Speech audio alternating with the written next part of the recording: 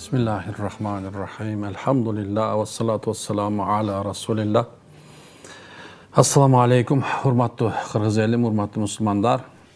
Bardığınızdan Allah razı olsun. Cenab-ı şu günümüzlerde Allah da bereketli kılsın. Her birinizler bugün işten çarçap, özünüz adal emgek kılıp, yübülönüzü bağış için kança da mehnetlerdi kıldınızlar. Allah'tan oşol her bir mehnetinizge, her bir kılanışınızga, kadamınızga Allah bereke versin demekçimiz.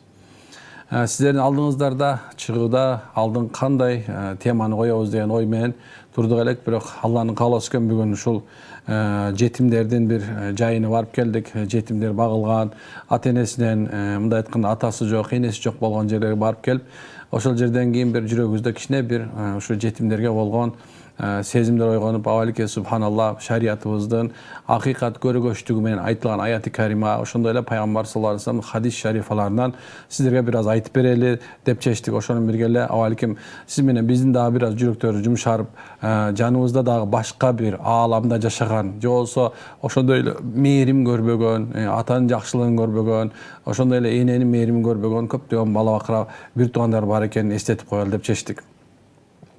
Негizinde özü jetim turasında көптөгөн сөздөр бар. Jetim dese biz atası, enesi жокtu bilебиz. Ошол atası, enesi бул дүйнөдөн өтүп, балага томолой жетимдик насип кылып, ошол анын ырыскысы башка бирөөлөрдүн колунда болуп калат. Же болсо ошол тайеке тайынын колунда, же болсо чоң ата чоң апасынын колунда, аке өкөлөрдүн колунда болуп калган көп учурлар бар. Биз ошону жетим деп айтабыз. Siz menen bizdin ulu kudret kitabımızda Allah azze ve celle şu jetimlerge mamile kılığında alarga adaletsizlik mamile kılbaşlı buyurup Nisa suresinde Allah azze ve celle albatta jetimni mülkün adaletsizlik menen jegender öz kursaklarına ottu jutuşat jana tozoktun otosuna kavulashат, al jerde azaptalышат dep Allah Taala Kur'anda aytkan eken.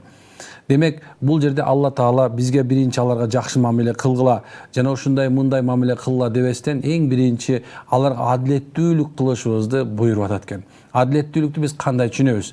Adalettүүлүк биринчиден аларга болгон өзүбүздүн балабыз турса, ошол мезде жаныңызда жетим тура турган болсо, өзүңүздүн балаңызга жакшы мамиле кылып, ошондой эле ал жетимге жаман мамиле кылып, аны оор жумуштарга салып, өз балдарыңарды оор жумуштардан тартып, жеңил жумуш берүүнү жөнүндө айтылып атат. Ошондой эле тамак ашмасына келгенде алардын курсактан ач калтырып, өзүңүздүн балдарыңызга таттуу тамакты берип, аларга жуулуу жумшак төшөк салып, буларга болсо жуулуу жумшактардан төшөктөн үзүп, башкача жаман мамиле кылууну Алла адилетсиздик деп билди. Кандай эле сиздин өзүңүздүн балаңыз мээримге муктаж болгондой тууганым, Пайгамбар саллаллаху алейхи вассалам ушул Алла кудрети Алла Таала Куранда бала дагы, ошол жетим дагы ошондой мамилеге муктаж экендигин айтып атат экен.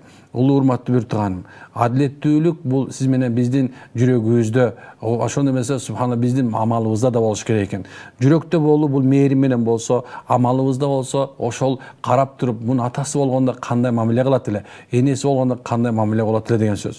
Бүгүн бир аз сөздү сүйлөшүп отуруп, ошол жерден кээ бирлердин атасы бар экен, кээ бирлердин энеси бар экен, кээ бирлердики такыр жок экен. Ошол жерде кээ бир энелер башка турмушка чыккандан кийин өгөй аталар тарабынан катуу кордук көргөндүгү жөнүндө сөз угуп келдик. Ошол эле мезгилде ушу атасы бар туруп энеси каза болуп башка аял алгандан кийин ошо кыздарга жаман мамиле болуп, алар ошондой жайга түшүп калгандыгын жөнүндө уктук. Авалке субханалла ал кичинекей бир наристенин ошол эле субхан наристенин оозунан чыккан сөзгө мындай карап ишенбей коюн дейсиң. Бирок чын-чынына келгенде жүрөктөр сынып турган адамга ишенбей коюшу туура экен. Урматтуу тууганым, эгерде ар бирибиздин үйүбүздө, биз ар бирибиздин үйүбүздө ушундай болушу мүмкүн. Анткени билесиздер, жашоо ар кандай, тагдыр ар кандай жазылган, кээ бирлерибизге жашоо башыбызга ар кандай маселелер түшүп болуп калат. Сиздин да балаңыз, сиздин да кызыңыз ушундай акыбалга түшүп калышын сиз Кудайдан тилебейсиз. Авалки ушул нерсе болуп кала турган болсо, кандай кылып жооп беребиз?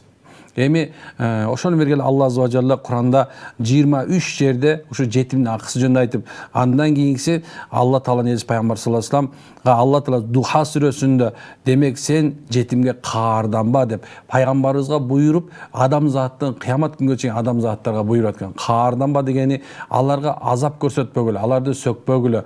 Эгерде алар адилемде айтканда бир тартип буза турган болсо, көңүлү чөкпөгөндөй биринчи түшүндүрүп көргүлө. Эгерде такыр түшүнбөй турган боло турган болсо, ошондо да каарданбастан ага жакшы тарбия менен таалим менен эмнекен мамиле кылгыла деген таризде Алла Таала эй Мухаммад сен аларга каарданбагын, сен де башыңан жетимчилик өтпөдү беле дегендей Алла эскертип аткан. Билесиздер, жетимдик негизи пайгамбарыбыз саллаллаху алейхи вассалам адамзаттын акыркы пайгамбары, мына акыркы пайгамбардын да башына Алла Таала биринчи атадан калган жетимдик, андан кийин энеден калган жетимдикти берген. Ошентип томолой жетим болуп өзүнүн чоң атасынын колунда, андан кийин атасынын агасынын колунда өсүп өмүрүн өткөзгөнүн баары билебиз. Демек мынекен пайгамбарыбыздын ар бир айткан нерсеси жон тери менен, жон териси менен сезип туруп жетимчилик кандай экенин билген адам. Авалки пайгамбарыбызга туш болгон Абу Талиб өзүнүн көп балдары болсо дагы пайгамбар саллаллаху алейхи вассаламга жакшы мамиле кылган. Ошондой эле өзү менен бирге кой бул эркек эртеңки үй бүлөсүн багышы керек деп алки алыс сапарга өзү менен кошо улуу сапарларга, соода сапарын апарып, өзүнүн пайгамбар саллаллаху алейхи вассаламдын пайгамбарлыгын ошо кичинекей кезинде эле көрүп, пайгамбарыбызды жөнүндө айткан адамдардын көпчүлүктөрүн пайгамбарыбыз саллаллаху алейхи вассаламдын ошо акыркы пайгамбар болот экендигин билип келген адам Абу Талиб болуп эсептелет. Демек пайгамбарыбызды бир да жолу пайгамбарыбызга катуу кыйкырган адам эмес экен. Ошондой эле пайгамбар саллаллаху алейхи вассалам өзүнүн колунда багылып калган, мейли ал жетим болбосо дагы, эмнекен өзүн алыстан келип кул болуп калган балага дагы өзүнүн аталык макомун берип, ошол заманда арабтарда эгерде бирөө баланы мындай бир кул болсун, кичинекей баланы мен муну бала кылып алам десе, Каабатуллахтын түйүнө барып туруп бул менин баландай уулум, менин уулум болду деп кабар берет эле. Кийин Алла Таала Куранда аны тыйгандан кийин дагы ошол пайгамбар саллаллаху алейхи вассалам ал багып алган балдарына жакшы мамиле кылган. Ошон бирге эле пайгамбарыбыз саллаллаху алейхи вассаламга кызмат кылган Анас бин Малик радыйаллаху анху, Алла анын ыраазы болсун, айтышына караганда мен пайгамбардын жанында 11 жыл кызмат кылдым дейт. 10 жылдан ашык кызмат кылдым. Пайгамбар саллаллаху алейхи вассалам бир да жолу мага эй Анас сен эмне бул кылган нерсең, бул эмне кылдың деп пайгамбар саллаллаху алейхи вассалам бир да жолу пайгамбарыбыз аны мындай айтканда катуу опузалап каарданып сөгүп, же болсо жетимдин курсагы жети кат болот деп андан наңгатпастан эмнекен пайгамбар аларга жакшы мамиле кылган экен. Ошондой эле Алла Таала да ушундай аят каримада өткөн жетимдерге кам көрбөй жатасыңар дейт. Алла айтып аткан, биздин башыбызга келген кээ бир жаманчылыктар дагы, жашообузда келген бир жаманчылыктардын көпчүлүктөрү биз ушул жаныбыздагы алсыздарга жакшы мамиле кылбаган себебинен болот экен туугандар. Демек Алла Тааланын Фажр сүрөсүндө о жок, балким силер өзүңөр жетимге кам көрбөй жатасыңар деп, балки жетимге кам көрүшүбүз керегин айтып аткан. Демек кам көрүү деген мынакей азыркы заманда гумандуулук, адилеттүүлүк, укуктук заманда дагы сиз менен биздин дагы да айтып кетишим керек, көптөгөн бир тууган балдарыбыз, биздин ошол эле мисалы улуттан кыргыз, жашоодон мусулман болгон бир тууган балдарыбыз, кыздарыбыз ушундай жерге туш болуп калып атат. Ал жерде мамлекет багып атат. Ал жерде кээ бир адамдар өзүнчө ушундай бир үйлөрдү ачып, ошол жок кам көрүп атат. Ошондой болсо дагы сиз менен биз аларды мындай айтканда көз жазбын алып коюп, четте менин балам эмес да дегендей кылбастан, авалги кимдин колунда бар боло турган болсо, Алла Таала кимге байлык урологон болсо, кимге Алла Таала жүрөгүнө мээрим урологон болсо, мына сиз менен биз да аларга жардам берип, алар жөнүндө кам көрүшүбүз керек экен. Алардын кийимдери, алардын жеген тамактары, ошол эмнекен сиз менен биздин акыбыз экенин унутпашыбыз керек.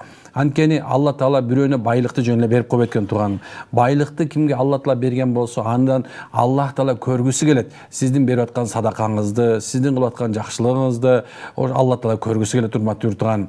Келиңиз, сиз да ушул кам көргөнгө да үй бүлөңүз менен даярданыңыз. Анткени көп убакыттарда чоң аалымдардын, ошондой бай болгон адамдардын эң жакшы бир амалдарынын бириси ушул үй бүлөсү менен ошол жетимканаларга барып, ошол жерге барып ушул атасыз баланы, энесиз кызды көрсөтүп, мынекен ушул нерсеге жүрөгүн мээрим ачып, жакшылыкка жеткизүү биздин милдетибиз экен.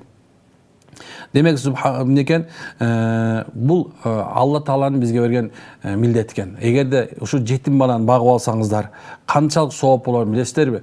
Анын сиз тарбия бере турган болсоңуз, жакшы тарбия бере турган болсоңуз, жетимдин акысына толук аткарган болосуз. Кыямат күнү пайгамбар саллаллаху алейхи вассаламдын алдына жетимдер жөнүндө суралганда, сиз дагы биз дагы барарды унутпаңыздар.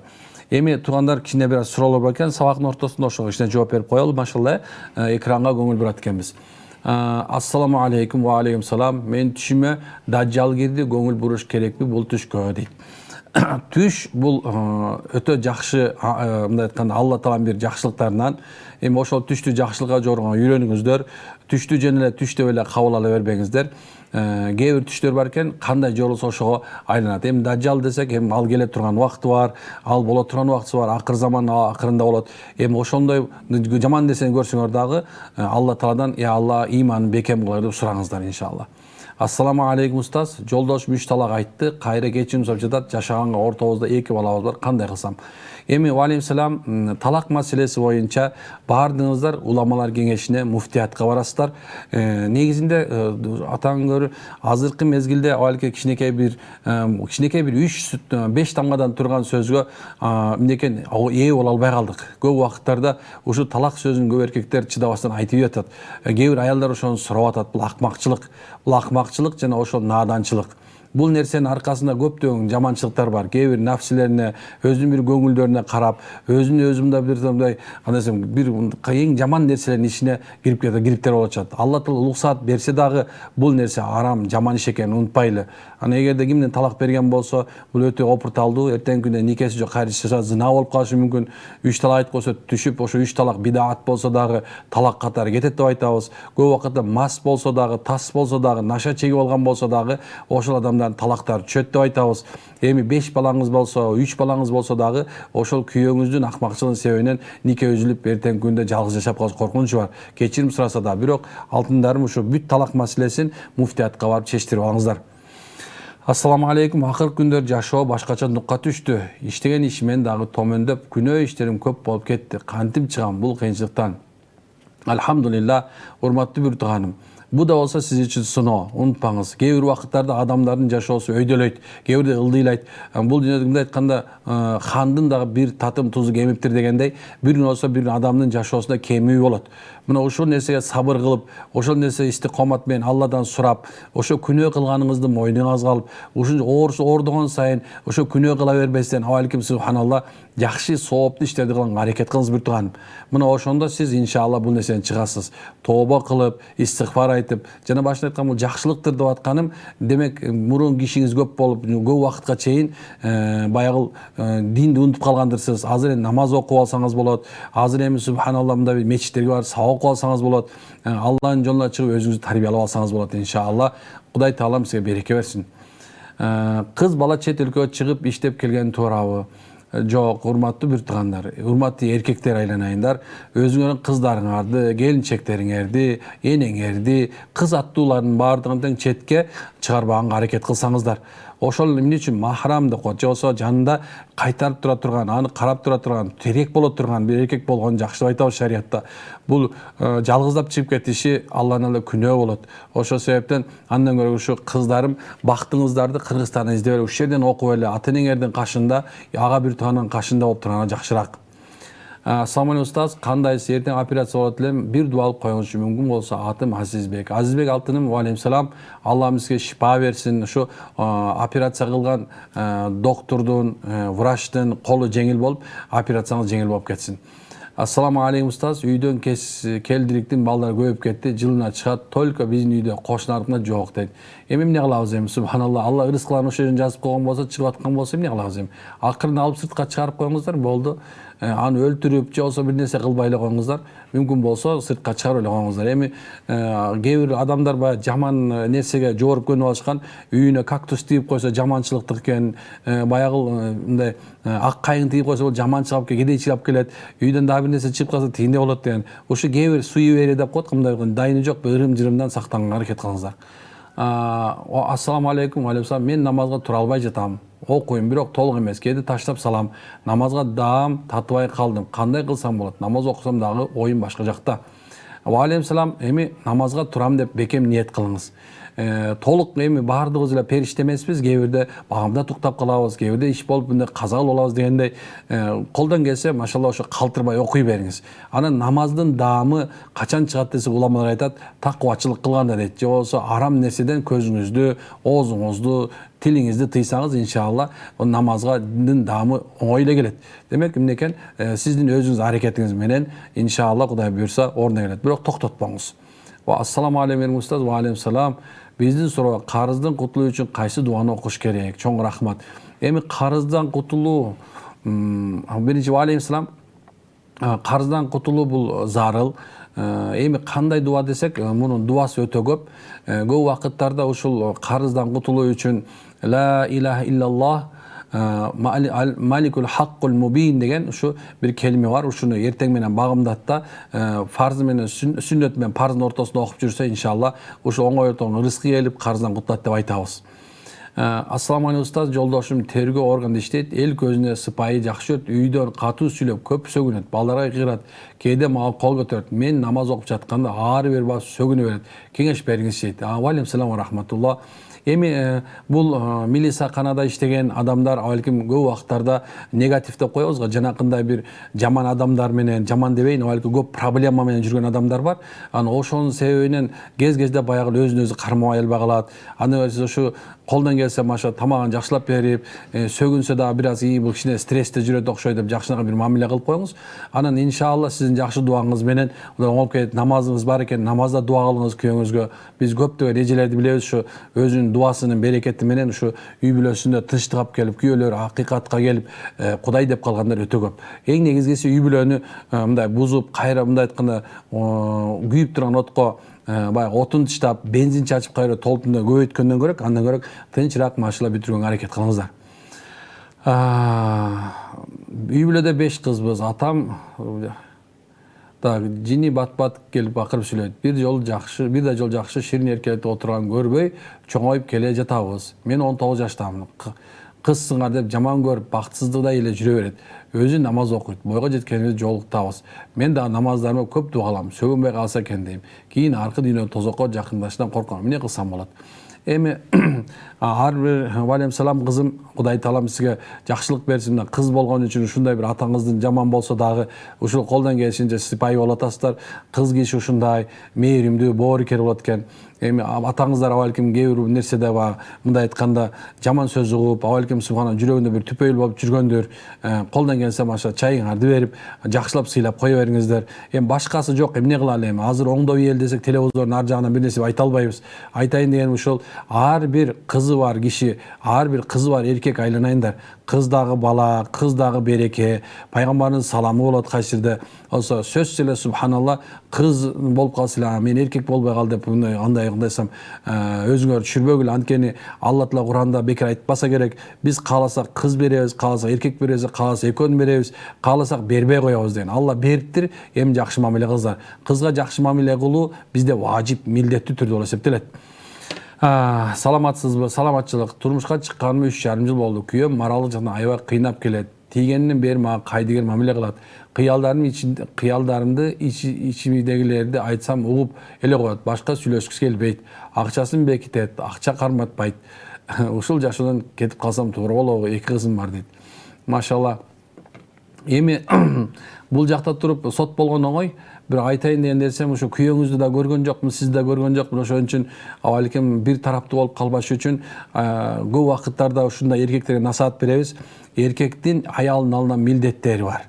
Ошол милдеттердин бирөөсү аял кишисинин муктаждыктарын баарын бүтүрүп берүү. Ал мындай айтканда биринчи мындай айтканда дүйнөбүй муктаждыктар бар, экинчи моралдык муктаждыктар бар, үчүнчүсү руханий муктаждыктар бар. Мына ушулардын баары эркектин милдети экенин алтындарым эркектер унутпасак жакшы болот эле иншалла.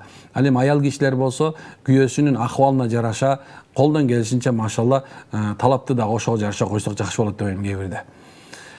Көптөн бери ойлонуп келе жаткан суроом бар. Бир досум экөөбүз алыш-бериш кылып, акча алып берип турат элек бири-бирибизге. Ошентип жүрүп арада бир сумманы таппай да, ал да эстей албай, мен да эстей албай калдык. Бердимби, бербедимби эсте жок. Кандай кылсак болот? Ыраазымын деп ниет кылып койсок эле бүттүбү?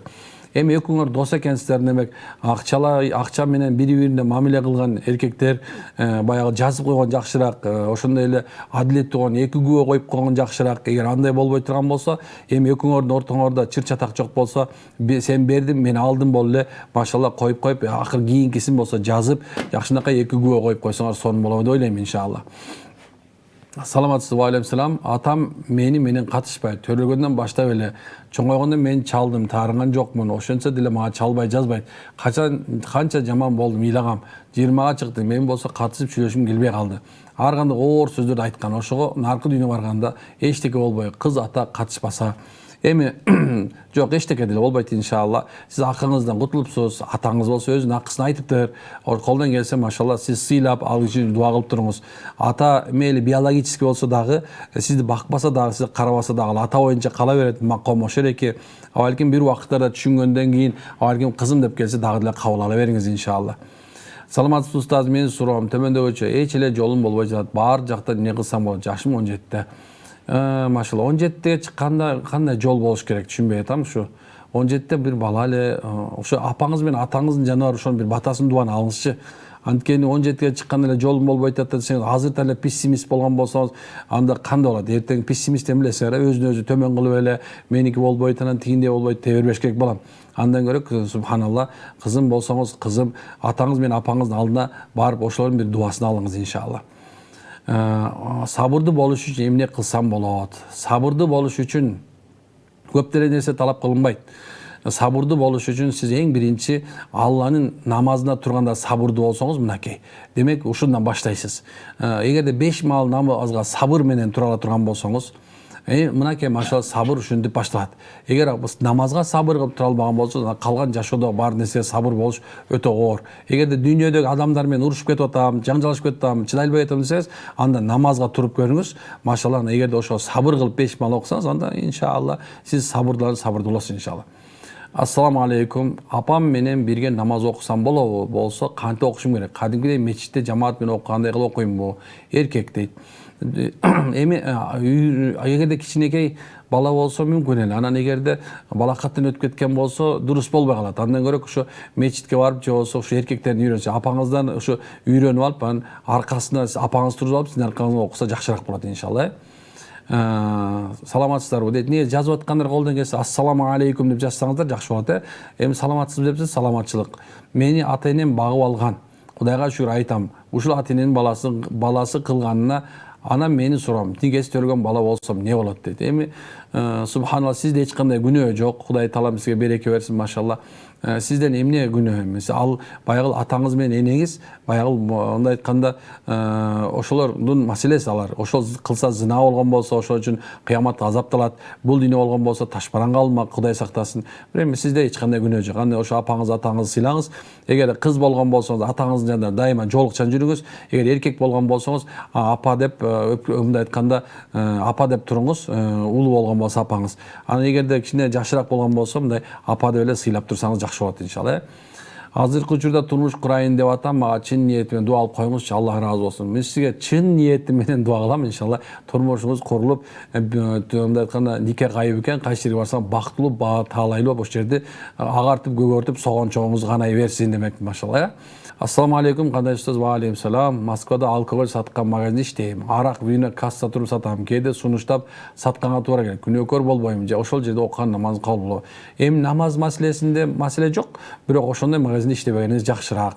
Башкараак жерге барсаңыз, эми Орусия чоңго, машалла, башка жактан бир жумуш издеп көрүңүз, Товар замат бир жерден чыгып кеткен аракет. Таба элек чыгып кетпеңиз. Тапкан аян чыгыңыз, макулбу?